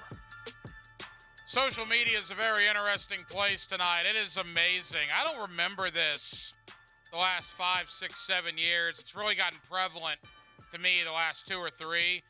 All of these official team Twitter handles are doing these almost like movies, releasing their schedule. The Jaguars one is phenomenal. Go to the Jaguars Twitter page, and it's about 9 minutes long. It is worth your time. All the folks down at Jaguars.com and Jaguars social media and everybody that put that together, kudos to you. It is absolutely fantastic. And every team seems to be doing them. Some are longer than others. Some are shorter than others. But if you just go to any team's official Twitter page right now, they have their schedule release video. The Denver Broncos did an Office theme with Peyton Manning and some of the cast from The Office. The Chargers did the, what is that called, Denmark? You're the hip guy. Is it anime? Is that what it is? Animation, yeah. The animation thing again, like they did last year, where they just absolutely rip some of the teams that they play. For an example, when they mentioned the Detroit game on the Chargers Twitter handle, it brought up like Gamblers Anonymous because the Lions just had 3 guys popped for gambling and suspensions. So certainly worth your time. A lot of fun tonight. All the NFL teams getting into it as the schedule has come out. Also, keep in mind, Jaguar rookie minicamp begins tomorrow and goes through this weekend. 13 draft picks for the Jacksonville Jaguars, undrafted free agents as well. Shane Hallam of Draft Countdown. He's going to help us review the Jaguar draft and kind of set the scene for Jaguar rookie minicamp. That conversation is scheduled to come up here inside of 10 minutes. Shane Hallam of DraftCountdown.com. Again, the big news of the night, the Jaguars will kick it off Sunday, September 10th at Indianapolis. That is the season opener. Will that be Anthony Richardson's debut? Will it be Gardner Minshew? Regardless, it's going to be a storyline. Either Gardner playing his former team or Anthony Richardson making his first career start. The home opener is a week later on September the 17th, 1 o'clock, as Patrick Mahomes and Kansas City, the defending world champions, the team that knocked Jacksonville out of the playoffs 110 days ago, they will come in for the home opener on September 17th. Houston comes to Jacksonville in week 3. The Jaguars then go to London for a couple of games. Atlanta and Buffalo. Week 6, Indianapolis returns to Jacksonville. So you're done with the Colts after 6 weeks. You play them week 1. You play them week 6, which is very interesting. Then Thursday night football at New Orleans on October the 19th. And the first half of the season ends October 29th at Pittsburgh. Only potential cold weather games, Week 18 in Nashville against the Titans, December 10th in Cleveland against the Browns, and no back-to-back road games in 7 days. The only back-to-back road games the Jaguars have are 10 days apart. Thursday the 19th in New Orleans, Sunday the 29th of October in Pittsburgh. So I think the schedule makers, all things considered, did the Jaguars a lot of solids with this schedule. More reaction to come, but I do want to get into rookie minicamp. Again, tomorrow, the rookies are in. Shane Hallam, draftcountdown.com. Let's talk Anton Harrison. Let's talk Brenton Strange, Tank Bigsby, Ventrell Miller, and more with Shane Hallam of Draft Countdown. That's next on a Thursday night edition of Hacker After Dark with Dylan Denmark, the hacker Ryan Green with you here on 1010XL and 92.5 FM. May I speak? You have my permission. My sensors indicate the presence of aliens. How many? 1010XL. This is imperative. Imperative indeed! Black Sheep Restaurant has been serving up delicious food and drinks to the community for 13 amazing years. Unfortunately, all good things must come to an end. We want to thank Jacksonville for your unwavering support throughout the years. Our last shift will be on May 27th. It's been an honor to be a part of the Jacksonville food scene, and we hope to see you at Bellwether and Orsay. Thank you for your patronage, and let's make these last days at Black Sheep unforgettable. Life is short, and if we spend our time suffering with pain and it takes away our joy, that's not a very good way to live. He's right. It's hard to be happy when you're in constant pain. QC Kinetics patient Chad admits the chronic pain in his knee really robbed his quality of life. When I was going to the traditional doctor and getting the pain pills, my smile wasn't as big as it usually is. Going to my high school reunion on crutches, it was awful. But then Chad visited QC Kinetics. He experienced the real power behind natural regenerative treatments. Using healing properties from his own body, QC Kinetics was able to restore and repair damaged tissue, finally giving Chad lasting relief with no drugs, no surgery, and no downtime. And I'm feeling on top of the world because of QC Kinetics. Learn how advanced regenerative medicine can help your body heal itself at QC Kinetics. Call now for your free consultation. Call QC Kinetics, 904-274-5522. That's 904-274-5522. 904-274-5522. Hey Jacksonville, I'm sure by now you've seen our bright green GFL trucks and containers throughout the greater Jacksonville area. We are an industry leader in solid waste and would love the opportunity to earn your business. We are committed to customer service, reliability, and have unwavering focus on safety. Whether commercial or construction, let us haul your waste away. Call 904-760-5880 to get a quote today. GFL, green for life. Keep your ball out of the rough with the Edwin Watts Golf Hour.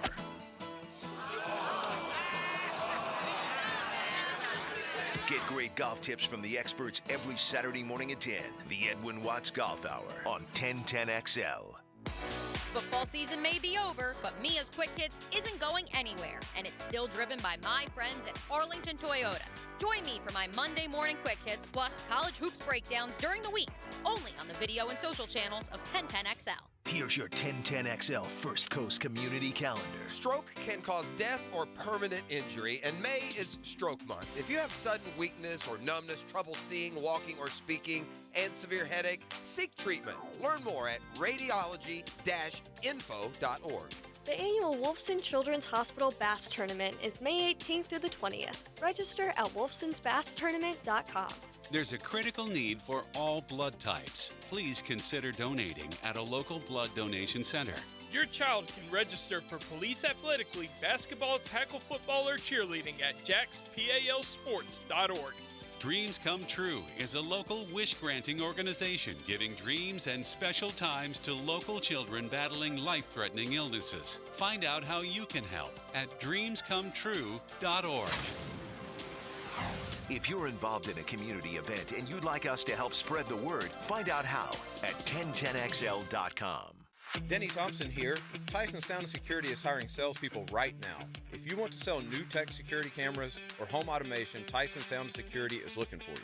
Tyson Sound & Security is hiring for sales positions, and they will train you to be successful. Apply online at TysonSoundandSecurity.com or call 762-1000.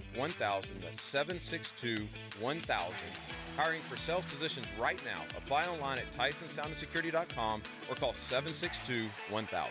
Equal opportunity employer. Does your home or building need painting? For over 20 years, Performance Painting has had the privilege of preserving many of Jacksonville's most prominent buildings. That said, we feel like we're just getting started. I'm Jason Parker, and our team thrives on preparing, protecting, and preserving the homes, businesses, and public buildings that make up our local landscape. Contact us today to put our years of experience to work for you. Performance Painting, prepare, protect, preserve. Performance Painting! Hi, I'm Sean Monahan from Monahan Jewelers in Atlantic Beach. We've been Jacksonville's local family jeweler for 46 years, and this Mother's Day, we'd like to help you celebrate Mom with up to 40% off on our entire inventory. GIA certified diamonds, beautiful colored gemstones, designer brands, custom jewelry design, and Monahan Jewelers offers interest-free financing on any purchase. So get something special with a payment you can afford. Come experience your local family jeweler with a gift of fine jewelry for Mom. Monahan Jewelers in Atlantic Beach. Beaches Jewelry and Pawn is ready to help. If you need extra cash or a quick loan, Beaches Jewelry and Pawn has cash in hand. They also love to buy items of value. They need gold, silver coins, and flatware, jewelry, guitars, and of course, guns. 1010XL is presented by Farah and Farah, the official personal injury law firm of the Jaguars. Protecting you and your family. Call 396-5555. Jacksonville. It's Hacker After Dark on 1010XL. Back here on 1010XL and 92.5 FM in the city of Jacksonville. We are glad you are with us. The Jaguar rookies come in for minicamp at the end of the week, and then, believe it or not, OTAs begin less than 2 weeks from right now. With that, let me bring in my friend Shane Hallam, DraftCountdown.com. He's certainly been one of our go-to guys this draft season, and he joins us now to recap what the Jaguars did a couple of weeks back. Shane, how we doing? I'm doing great. Had a fun draft. It was a good time, and now I'm excited for all the mini camps and rookie camps to start. You know, I saw one of your tweets out earlier. I don't know when you sleep because you've already moved on to 2024 and in some instances 2025. I mean, before we really dive into what the Jaguars did, it never ends for guys like you, right? I mean, you're well into the 2024 draft class right now. Yeah, look, it just doesn't end. I think people have kind of a taste for the future, and they want to see what college players they should watch. So we definitely give that to them. It's been a lot of note-taking over a lot of years to help me prep, not just for now, but in the future. All right, Shane, let's look back on what the Jaguars did. Let's begin with it started at 24, then it went to 25, finally ending at 27. Anton Harrison, the big offensive tackle out of Oklahoma. Shane, it looks like on the surface potentially a need pick because of Jawan Taylor's departure and the news surrounding Cam Robinson's potential suspension. But what did you make about what the Jaguars did in round number 1? I thought it was a good pick. I had Anton Harrison as my 4th offensive tackle in the class, and in my final mock draft, I actually had him going in the top 20 because I think you're just getting a great athlete who has the elite pass protection skills that you look for when you want to protect a franchise quarterback like Trevor Lawrence. I mean, Anton Harrison allowed 1 sack his whole career. He good bend, explosive player, good hand placement. You know, you're not going to see him in the run game crushing guys. He doesn't do that. I think there's definitely some mental pursuit things to work out. But I think he has franchise left tackle upside. I think it was a good pick at that spot for them. You know, it's interesting you mentioned franchise left tackle because Walker Little is in play. We don't know about the impending suspension of Cam Robinson yet, but assuming Cam Robinson cannot begin the year, Jawan Taylor's gone. How would you do that if it were you? You've studied Walker Little as well from a couple of years ago. Who would be your left tackle? Who would be your right tackle on opening day? I think personally, from what I know from college, I would play Anton Harrison on the left side. I'd feel a lot more comfortable with his footwork and kind of that skill set and quick feet. And I would play Walker Little on the right side because I think he has a little bit more of that nastiness, a little bit more of that block, seal and the edge kind of blocking which I think you need more on the right side. So that's just my opinion from watching the two. That's kind of what I would do if I had to play those two right now in those spots. I think Harrison's played left tackle all his career. He's kind of tailor-made for it. I think it's an easy plug-and-play to me.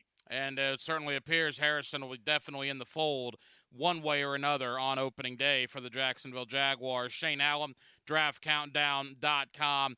From Anton Harrison then to Brenton Strange, the tight end from Penn State. Shane, I was on the air Friday night of the draft when they made that pick, and Dave Campa was in studio with me, the former head coach of the Dallas Cowboys. He had Brenton Strange written down. I did not. That caught me out of left field. What was your opinion on the Jaguars' second-round selection? I think it's an interesting one. I think, to me, in terms of ranking the tight ends, I had Strange a little bit lower than where he went.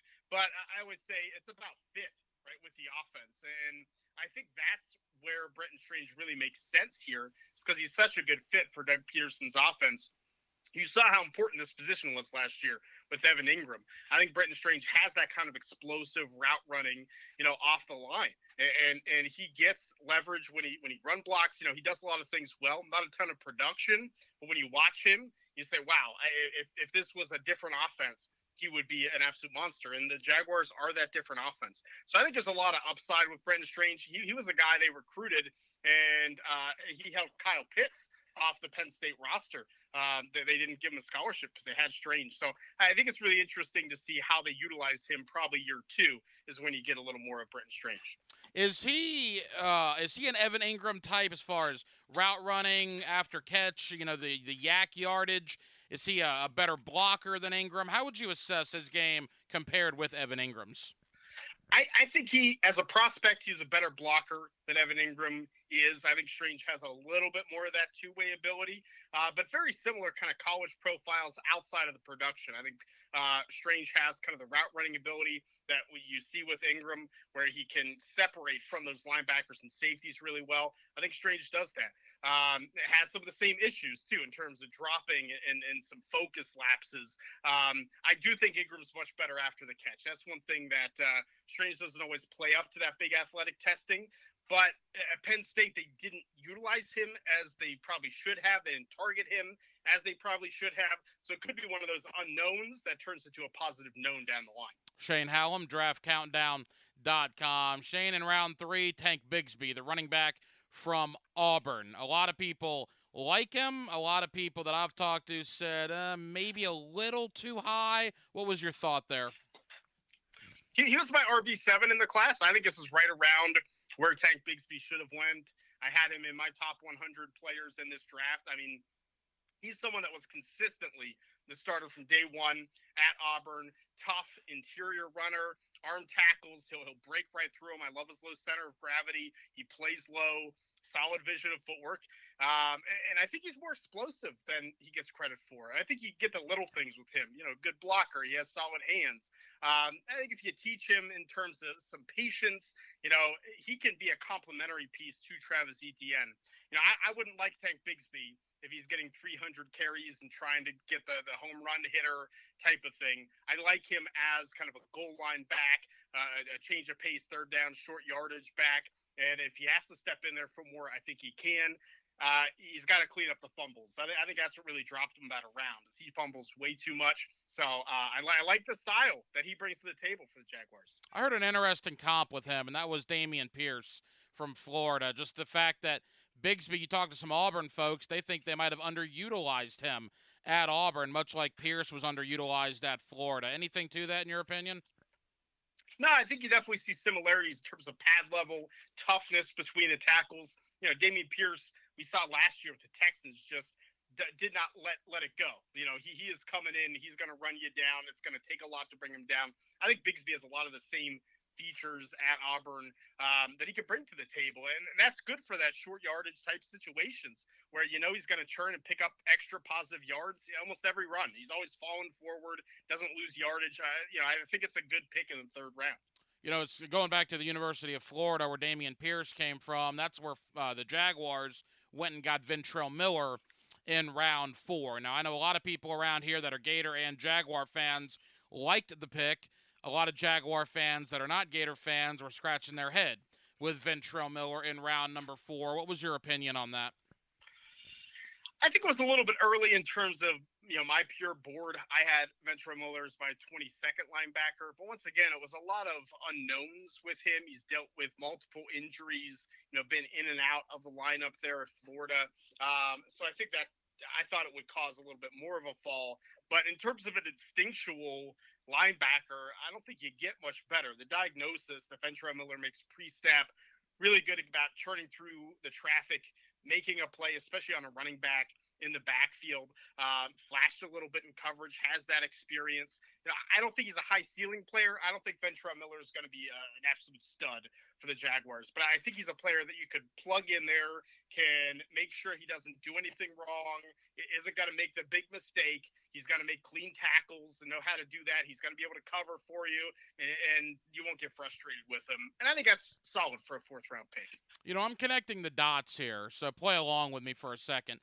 They had Chad Muma from last year. They have Devin Lloyd from last year. They also have Shaq Quarterman and obviously Foye Oluokun.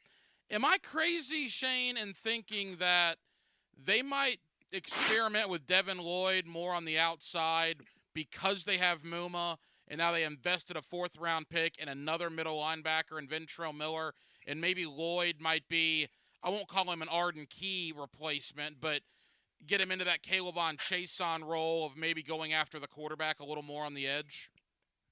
I think it's very possible. I feel like something's happening here with that edge position. The Jaguars looked at almost, I think, more edges than any other player in terms of pre-draft, any other team in terms of pre-draft visits. So because they didn't really draft a guy there early, I kind of agree with you that maybe you can move Chad Muma around and Devin Lloyd around a little bit. And I think Lloyd has more of that versatility where you could play him outside, you could play him inside, you could kind of tailor him to the situation.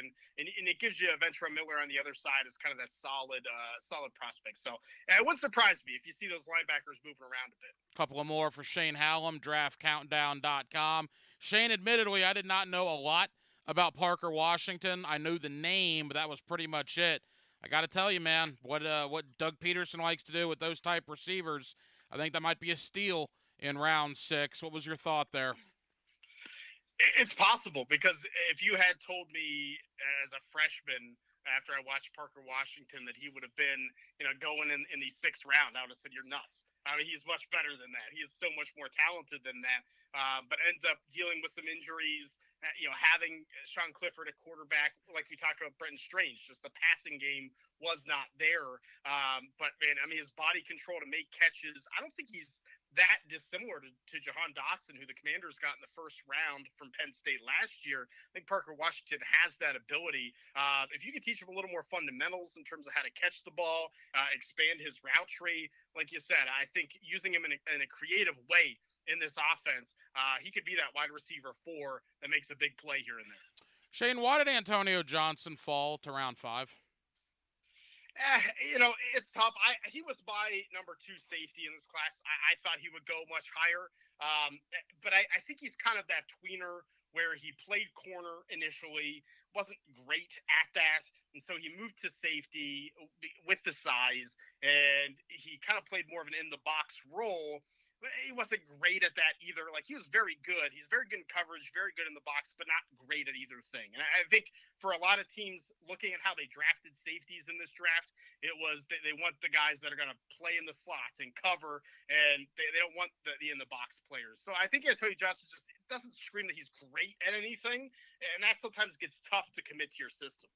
Shane, they seemingly drafted 1 million people. I mean, I could not believe they made 13 selections here in Jacksonville. Of the guys we have not talked about, Lacey, Abdullah, Braswell, Hodges, any of the other draft picks, any of those other guys stand out to you?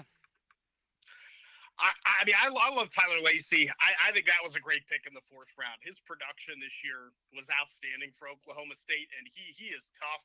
He is a spark plug that the motor just runs hot, and he'll make you work every single play. He may not be the biggest guy or the most explosive, but he is strong at the point of attack, and he's someone that I think the fans are going to love when he gets in there, because he's going to give you 110% effort. I think he's a nice reserve that can plug in if there's an injury. You don't lose a ton. I like that Lacey pick. I thought that might be a steal.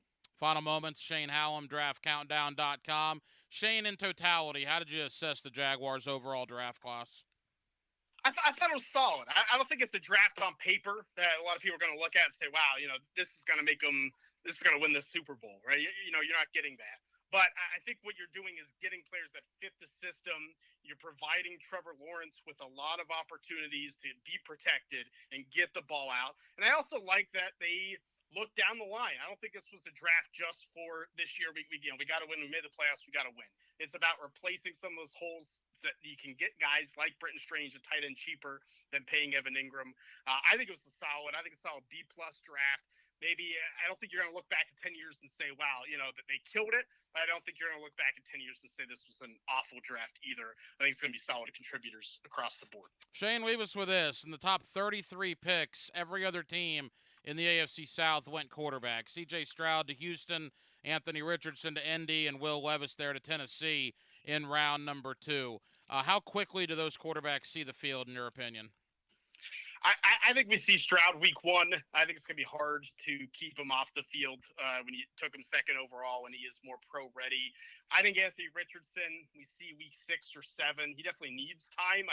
For the Colts' sake, I hope they give him time. For the Jaguars, it might be good to get him out there, and he's going to make a lot of mistakes.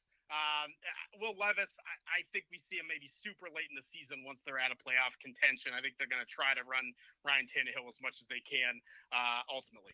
Do you think that all 3 teams in the South went quarterback as a direct response to what Trevor Lawrence is doing here in Jacksonville? I mean, that's weird that all 3 of those teams went quarterback so early in the same year, is it not?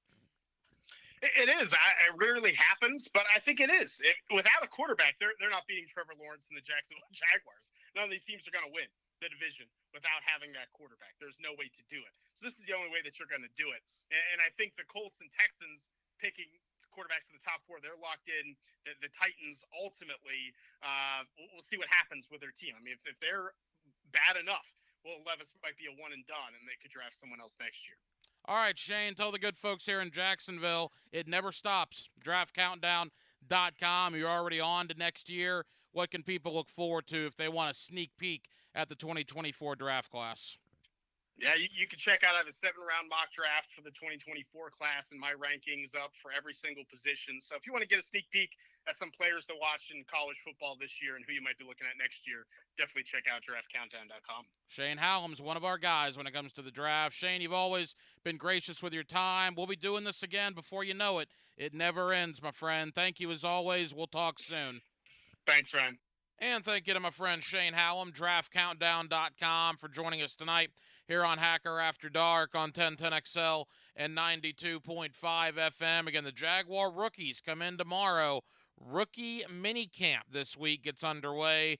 OTAs less than 2 weeks away. And then training camp is not that far off, about 2 months and some change away from training camps opening all over the National Football League. Of course, the big news of tonight, the NFL schedule is out. The Jaguars, we already know who they were playing. We know when now they are playing, and we already know where they are playing. The Jaguars will open in Indianapolis. Week number 1, will it be Anthony Richardson? Will it be Gardner Minshew? We'll see. The Jaguars open on the road in the division week 1 at Indy. They end on the road in the division at Tennessee week 18. Does that mean Will Levis week 18 by then? Interesting. The greatest hits of the schedule, the Jaguars play the Colts twice in the first 6 weeks. You would think that would be a good thing. Maybe they don't know what's going on by then with the quarterback situation. The home opener is Kansas City, week 2. Patrick Mahomes and the world champions come in here for a 1 o'clock kick. My goodness, how hot is that going to be? 1 o'clock, week 2, Kansas City comes in. The Jaguars do not play back-to-back road games in a span of 7 days. The only back-to-back road games they have, they're at New Orleans on a Thursday night. 10 days later, they're at Pittsburgh. But there are not 2 road games for the Jaguars in a 7-day stretch, which is pretty interesting. 3 primetime games, right? New Orleans on a Thursday night. Monday Night Football returns to Jacksonville when Cincinnati comes in. And Sunday Night Football returns to Jacksonville when Baltimore comes in. Christmas Eve, the Jaguars are in Tampa, which is interesting. Again, the state of Florida battle on Christmas Eve, the Buccaneers and the Jaguars. Cold weather. The only cold weather, depending on how Nashville is, week 18, but I don't think Nashville will ever be confused for the frozen tundra, at Cleveland December 10th is really the only other cold weather situation. So at Cleveland December 10th, and then depending on the weather in Nashville there in the second week of January. Overall, it does not appear to be a daunting schedule, even though it's a first-place schedule. The Chiefs are very much separated from the Bengals. The Bengals and Chiefs are very much separated from the Bills. You play the Chiefs in week 2. The Bills are week 4 or week 5, so 3 weeks down the road. And then you don't play Cincinnati until the month of December. So all those first-place teams are not crammed in there, say, in the span of a month's time. So all in all, I think it's a good schedule. I think it's a manageable schedule. And again, it gets underway week 1 at Indianapolis in the home opener, week 2, against Kansas City, 1 o'clock, when Patrick Mahomes and the world champions come in for the Jaguar home opener. Well, that'll just about do it on what has been a very, very busy, obviously a very busy Thursday night edition of Hacker After Dark here on 1010XL and 92.5 FM. Again, thank you to Shane Hallam of DraftCountdown.com as we got you ready for Jaguar rookie minicamp. Thank you to Ben Arthur of Fox Sports covering the AFC South for stopping by to talk Jaguars and the rest of the division. And my friend Hayes Carline broke down the schedule for us in hour number 1. He of the Frangie Show, and you can rest assured tomorrow he, along with Frank and Lauren, will have all their thoughts compiled on the Jaguar 2023 regular season schedule that was announced earlier this evening. We will be back tomorrow night on a Friday to close out the week here on Hacker After Dark, and we will do it all over again. Dylan Denmark was your producer tonight. Dylan, great job as always. I'm the Hacker Ryan Green, and again, Jacksonville, thank you for spending your Thursday evening with us right here on Hacker After Dark on 1010XL and 92.5 FM. So I'm here with Danny Van Sickle, director of the Electrical Training Alliance. Danny, tell me about your program. Hey, Rick, we're a 5-year electrical apprenticeship. Our students start out making over $30,000 a year, and right now graduate making over $80,000 a year, including benefits. There is no tuition and no student debt. You just have to apply and get accepted. Did you say no tuition and no student debt? You heard that right, Rick. Once you're accepted into the program, your only costs are the books and the course fees, around $700 a year. Wow, that sounds like an amazing opportunity. How can I learn more? Just go to etajax.org. Apply by May 18th. We've been telling you for almost a year about Nathan's Family Chiropractic and the 100-Year Lifestyle Network. If chronic back or joint pain is keeping you down, don't listen to me. Listen to what Jacksonville is saying about Dr. Alan Nathans. The stem cell treatment took the pain away. Changed my life. It's awesome. Your body just works better when it's aligned. We're believers. His no-needle regenerative protocols are giving people their lives back. Get yours back, too. Go to the pro in the know. Don't do another cortisone injection. He's one of us, helping all of us for the past 25 years. For more info, drnathans.com. At the United States Postal Service, we're reinventing our network to help keep your business moving. With new shipping options to deliver better value, greater flexibility to conveniently reach your customers, more confident shipping with new informed delivery features.